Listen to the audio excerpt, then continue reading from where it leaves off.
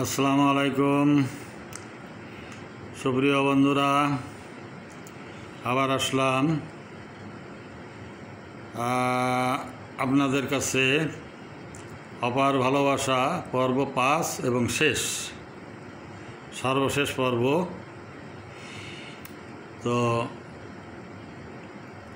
কি কথা, একটু মনোযোগ দিয়ে শুনবেন, বিচার করবেন, নিজেদের বিবেক খাটাবেন এবং চেষ্টা করবেন যে যদি আপনাদের কাছে পছন্দ হয়, কথার ভালো লাগে তো শেয়ার করার এবং মতামত জানানোর।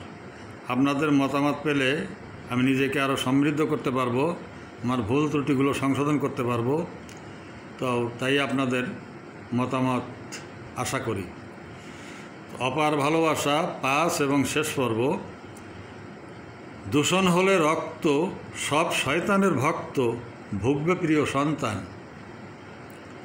অবৈধ ধন রেখে যাব ধরা থেকে, দূষিত বাসস্থান। মানে অবৈধ ধন রেখে যাব ধরা থেকে, অবৈধ বাসস্থান। পরস্পরকে ঠকাই, ঠকছি কিন্তু সবাই, ভেবে দেখো একবার। পরস্পরকে ঠকাই, ঠকছি কিন্তু সবাই, ভেবে দেখো একবার। সবাই ভালো হলে দুঃখ যাবে চলে, বিজয় হবে সবার। তো কথাগুলো একটু চিন্তা করেন যে আমরা দূষণ হলে রক্ত, সব শয়তানের ভক্ত, ভুগবে প্রিয় সন্তান। তা আমরা আমাদের যে এই যে শরীরের যে বা সমাজের রক্ত, আমাদের এমনই আচরণ যেন মনে হয় যে প্রত্যেকটা পুরা সমাজের প্রত্যেকটা লোকের রক্ত দূষিত হয়ে গেছে। জেনারেশন বাই জেনারেশন এই দূষণটা চলে আসতেছে ধারাবাহিকভাবে। তাহলে আর সবাই কেমন আমরা সৃষ্টিকর্তা থেকে মুখ ফিরে, নীতি নৈতিকতা থেকে মুখ ফিরে শয়তানের মুরিদ হচ্ছি, ভক্ত হচ্ছি। এতে কি হবে? পরবর্তীতে আমাদের সন্তানরাই ভুগবে। আর এই যে অবৈধ ধন রেখে যাব, আমরা তো চলে যাব, আর কিছুদিন পরে আমি চলে যাব। আর রেখে যাচ্ছি কি? অবৈধ ধনের সাথে একটা দূষিত বাসস্থান। এই আবাসস্থানটা যদি দূষিত হয়, নিরাপদ না হয়, সুখের না হয়, তাহলে এই সম্পদ তো সে শান্তির সাথে সুখের সাথে ভোগও করতে পারবে না।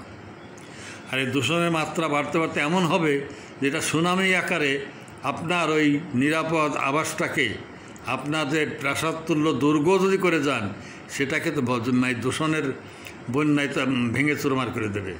কেননা সে বেরোবে কোথায়, যাবে কোথায়? ঘরের ভিতর তো সারাদিন বসে থাকতে পারবে না। এই সমাজেই বিচরণ করতে হবে, এই দেশেই তাকে থাকতে হবে। আর যারা দেশ ছেড়ে চলে যাচ্ছেন, সেখানে যে কী হবে পরিণতি আমি জানি না। মাঝে মাঝে তো দেখেনি বর্ণ বৈষম্য, নানান রকম অশান্তি। আর বহু বিত্তবানকে আমি দেখছি, তাদের চোখের কান্না আমি দেখছি। আর এই উন্নত বিশ্বের যে স্বপ্ন আপনারা সন্তানদের দেখান, আমি তো দীর্ঘদিন থাকছি ইউরোপে। একমাত্র অ্যালকোহল এবং কাজের ব্যস্ততার সময় ছাড়া কোনো লোকের, প্রবীণ যারা, তাদের চোখ আমি শুকনো দেখিনি। মানে তাদেরও সমাজ ভেঙে গেছে, তাদের বিত্ত হয়েছে, তাদের সচ্ছলতা আসছে, চাকচিক্য আসছে, জৌলুস আসছে, কিন্তু তাদের আত্মা হারাই গেছে, হৃদয় হারাই গেছে, পরিবার নেই। বৃদ্ধা 2 জন একটা ঘরের ভিতরে, সঙ্গে কি কুকুর, অথবা একজন বৃদ্ধ একজন বৃদ্ধা, সঙ্গে কুকুর। কোনো অসুবিধা পড়লে ওই প্রশিক্ষিত কুকুরে পাশের লোকজনকে ডাক দেবে বা পুলিশ ডেকে আনবে। তো এটা তাদের সন্তান দাদা কাছে পাচ্ছে না, নাতি নাতনি কাছে পাচ্ছে না। আমাদের দাদা দাদিরা যেমন পাইছেন, আমি দেখছি যে কি সুখের সংসার ছিল, প্রাণের সাথে প্রাণ মিশেছিল, আত্মার সাথে আত্মা মিশেছিল, পরস্পরের সহযোগী ছিল, হাসি খুশি আনন্দ উৎসবে দিন কাটছে।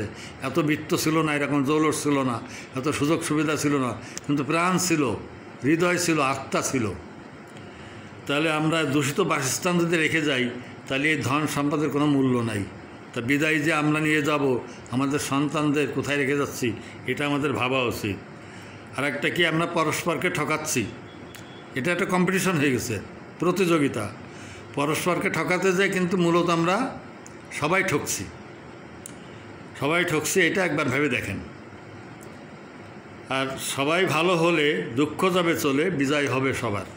আর সবাই যদি ভালো হই, আমরা প্রত্যেকে যদি সৎ হই, প্রত্যেকে যদি মানবিক হই, আন্তরিক হই, সহযোগী হই, তাহলে কিন্তু প্রত্যেকের ভালো করার চেষ্টা করব। আমরা প্রত্যেককে সহযোগিতা করার চেষ্টা করব। তাহলে কেউ কিন্তু অসহায় বলে বোধ করবে না। কারোর কোনো বিপদ আপদ হলে সম্মিলিতভাবে আমরা সেটা মোকাবেলা করব। এতে কী হবে, আমাদেরই সবার বিজয় হবে। তাহলে ওখানে কি হচ্ছে, পরস্পরকে ঠকায় আমরা সবাই ঠকছি। আর এখানে পরস্পরকে আমরা জিতানোর চেষ্টা করলে আমরা সবাই জিতব। আমি ছোটোবেলায় দেখছি গ্রাম এলাকায় তখন বিদ্যুৎ ছিল না, মাইক ছিল না মসজিদে, আর এই মাটির ঘর, বাঁশ কাঠের ঘর ছিল, বা পাটকাঠির বেড়া ছিল অনেকের ঘরে, নিম্নবিত্ত লোকজনের ঘরে। এই শুকনা সিজনে রান্না করার জন্য ওই তখন পানি হতো অনেক, আমন ধানের নাড়া দিয়ে রান্না করতেন মুরব্বীরা, পাতা দিয়ে বিভিন্ন দিয়ে। এমন কোনো বৎসর ছিল না এক একটা গ্রামে 10-20 বাড়ি আগুন না লাগতো। একবারই আগুন লাগলে কি হতো, সে কোনো কিছু চিন্তাভাবনা নেই, সাথেই পানির একটা বালতি, কলসি, যা হাতের কাছে পাইতেন তাই নিয়ে দৌড় দিতেন আর চিৎকার করতেন, এই আগুন আগুন আগুন বলে দৌড়াতেন। ওই শব্দ শুনে প্রত্যেকেই, প্রতিবেশী, পাড়া মহল্লার প্রত্যেকে ছুটে আসতেন সেই আগুন নিভানোর জন্য। এই যে একটা সহমর্মিতা, সহযোগিতা। আর আজকাল কী হচ্ছে, বড় রকমের দুর্ঘটনা ঘটলেও মানুষ, কিছু লোক এগোয় যায়, কিছু লোক যায় তার ভিতরে আবার আলু পোড়া খেতে। কীরকম, সেখানে কিছু সব কারোর ব্যাগ ছিনতাই করার জন্য, কারোর আংটি ছিনতাই করার জন্য, কারোর টাকা ছিনতাই করার জন্য। তো তখন কিন্তু এইটা ছিল না, একদম সহযোগিতার মানুষই যেত।